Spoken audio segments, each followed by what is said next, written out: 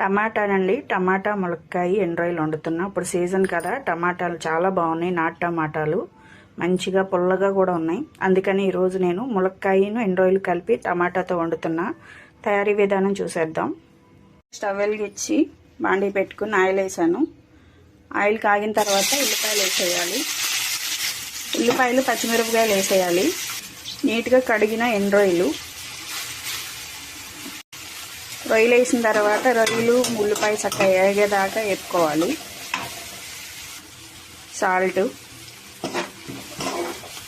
పసుపు, ఉల్లిపాయలు మగ్గుతూ ఉండగానే ములక్కాయ కూడా వేసేద్దాం. టమాటాలు ములక్కాయ ముక్కలు మగ్గిన తర్వాత టమాటా కూడా వేసేద్దాం.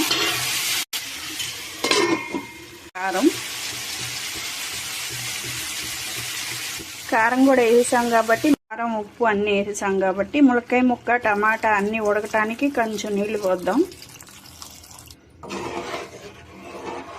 ములక్కాయ టమాటా రెడీ అయిపోయింది. చూసారుగా గ్రేవీగా ఉండింది. నాటు టమాటాలు కదా, అంతే గ్రేవీగా ఉండిద్ది.